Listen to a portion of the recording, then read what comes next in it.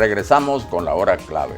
Recordamos que pueden interactuar con nosotros a través de la etiqueta numeral hora clave. Y le damos la bienvenida a nuestro invitado, la doctora María José Castro, pediatra, además secretaria ejecutiva de la Sociedad Venezolana de Puericultura y Pediatría. Bienvenida.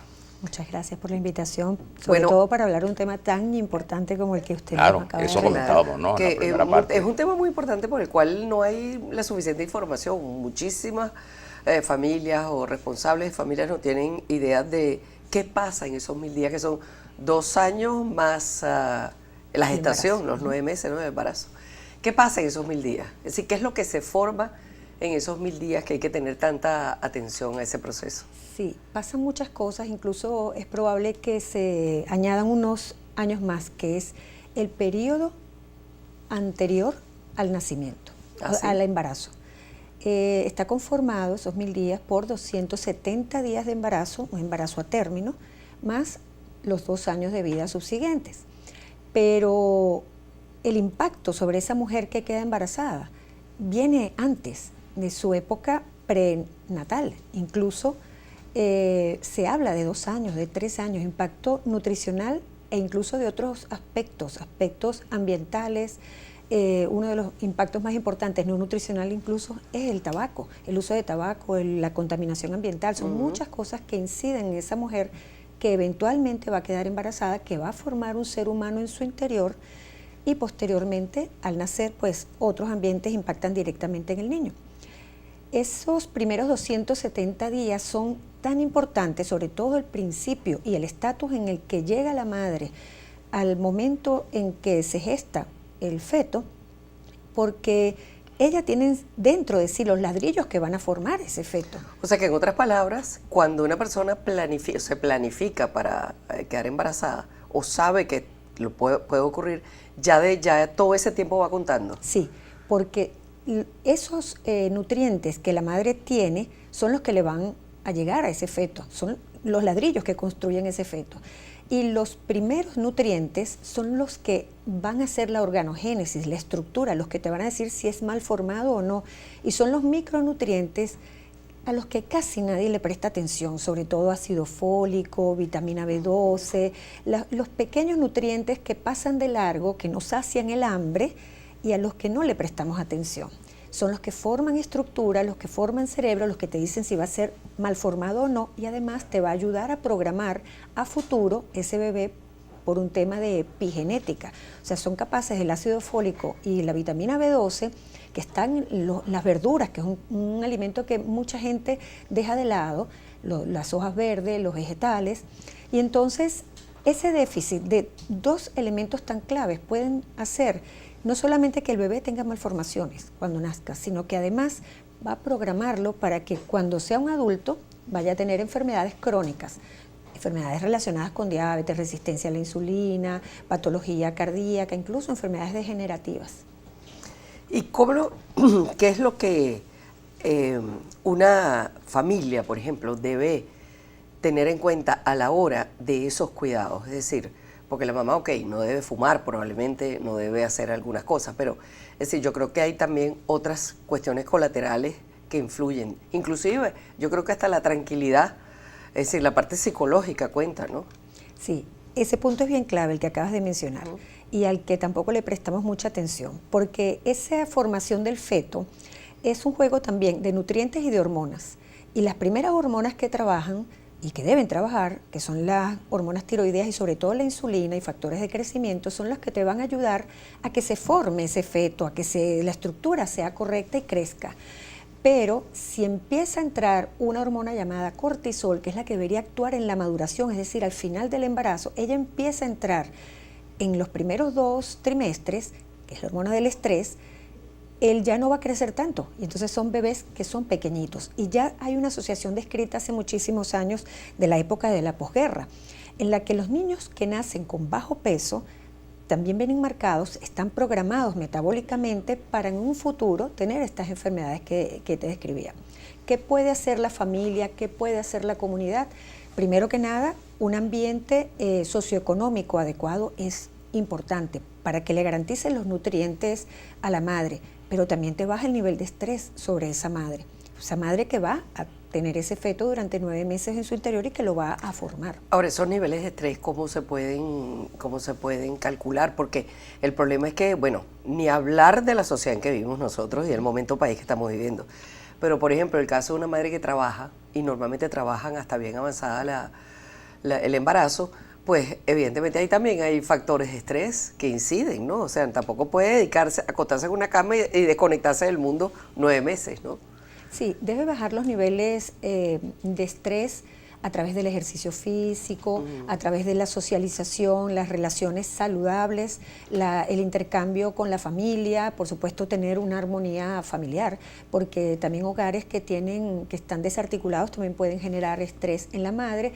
Y por supuesto en el rango laboral sí se sugiere que las madres no trabajen más de lo que debe trabajar cualquier ser humano, que podemos tener madres que trabajan por duplicado, sobre todo las madres solas, y eso genera estrés físico, evita el descanso. En la madre es necesario que la madre descanse. Es importante también regular los ciclos de luz y oscuridad, porque esos son los que signan la secreción de esa hormona llamada cortisol, y que, importantísimo, la madre consuma una dieta con un aporte calórico adecuado, pero que también sea balanceada en alimentos para que reciban los micronutrientes necesarios. Y ahí es donde entra la familia y donde entra su obstetra. El obstetra también tiene que participar en eso. Gran parte de lo que vamos a tener nosotros los pediatras luego en nuestras manos es consecuencia del manejo obstétrico de una madre. Y de verdad que el control de peso de la madre, las recomendaciones dietéticas sobre esa madre, regímenes de ejercicio, son los que deben ser recomendados por su obstetra. Ahora, todas estas recomendaciones, por supuesto, que tienen que ver ya con la educación, digamos, ¿no?, de la madre.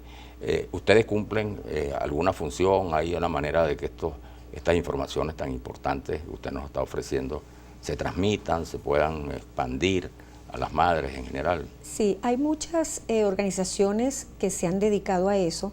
Actualmente la Fundación Bengoa, a través del grupo TAN, que se encarga de evaluar y de monitorear la transición alimentaria, y de los varios grupos que lo conforman. Yo pertenezco al grupo OTSE, que es el que estudia los orígenes de desarrollo de salud y enfermedad, y que estudia precisamente todo esto involucrado en los 1000 días, pero también nos concatenamos con el grupo que estudia la salud materna, la salud obstétrica, y entonces ha hecho que a través de sociedades científicas como la Sociedad Venezolana de Puericultura y Pediatría, a la cual pertenezco, la Sociedad Venezolana de Ginecología y Obstetricia, la Sociedad de Medicina Interna y los grupos de la Sociedad de Cardiología, Endocrinología y de Enfermedades Metabólicas, nos hayamos fusionados.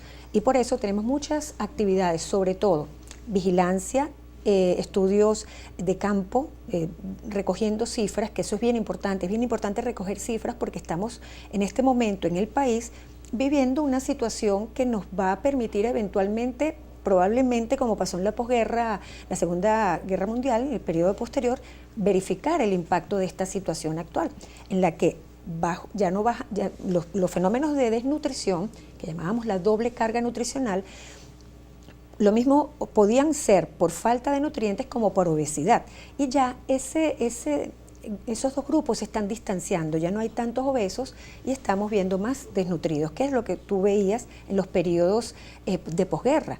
Y que eventualmente, si estudias esa población, vas a ver que se van a comportar a futuro, una vez que se recupere la economía o la situación nutricional de esos pacientes, vas a ver el impacto de ese periodo en el que estuvieron en desnutrición, bien sea desnutrición como tal, por pérdida, como por obesidad. Entonces, estas sociedades científicas están unidas para estudiar esta situación actual en Venezuela, hacerle seguimiento, pero también para hacer recomendaciones al respecto. Eso hace más pertinente y urgente también ese tipo de información, ¿no? Claro. Sí. Ahora, una de las cosas que yo escuchándola pienso y me preocupa, pues, como le puede preocupar a todo el que está escuchando, es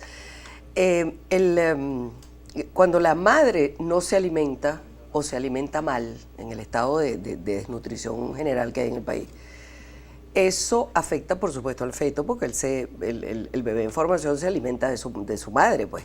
Ahora, ¿qué posibilidades hay después que ese niño nace de superar esos problemas de desnutrición? ¿Hay posibilidades o eso queda para siempre ahí como una carga genética? Sí, la marca queda, eso se llama impronta metabólica, eso queda, lo crea inicialmente el llamado fenotipo ahorrativo. Él está en escasez, él se programa metabólicamente para la escasez.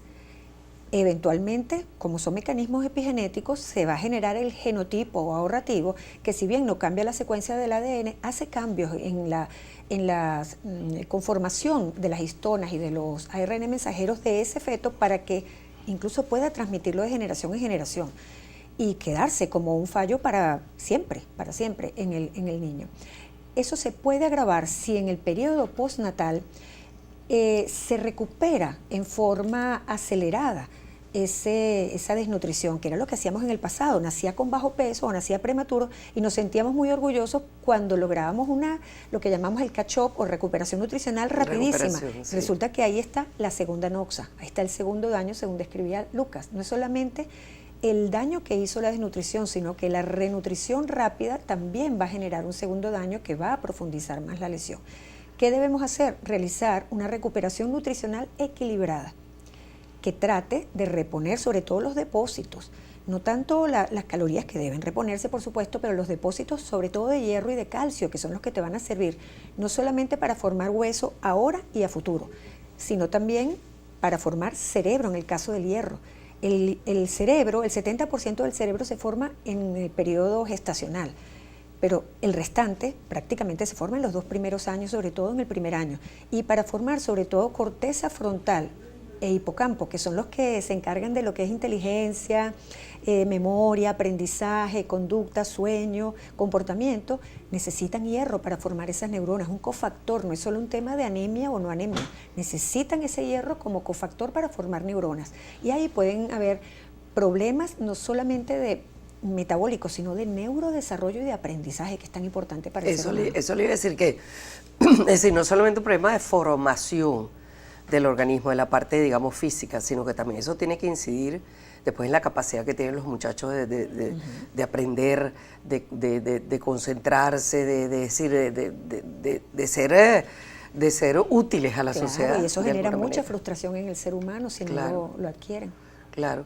Ahora, ¿usted cree que hay suficiente conciencia, incluso lo mismo, no digo yo en las madres, sino en la familia, sino en los mismos profesionales? Porque a veces yo no sé hasta qué punto se le pone la atención que ustedes están propiciando se le ponga a esos primeros 1000 días. Sí, hay mucha desinformación al respecto y esa es, digamos, una de las funciones, uno de los objetivos más claros del grupo OTSE, de la Fundación Bengoa, es educar al respecto. Saber cómo nos vamos a guiar, qué tablas vamos a utilizar en estos niños, qué metas nos vamos a trazar y cómo asesorar a la madre. Y un fallo que hemos tenido importante en Venezuela es en la estimulación de la lactancia materna. Ella es bien protectora, sobre todo durante los primeros 2 años de vida, pero es clave en los primeros 6 meses de vida. Es clave para ese bebé. Y si nosotros no tenemos ese ímpetu de enseñar a la madre, de monitorearla, de vigilarla, de asesorarla cuando tenga problemas, vamos a tener conflicto. Y la leche materna tiene un papel protector inmenso, incluso de recuperación de las noxas que ocurrieron durante la etapa gestacional. Bueno, muchísimas gracias, doctora, por haber compartido con nosotros toda esta información tan importante Gracias aquí en La Hora Clave. Vamos a la pausa y regresamos.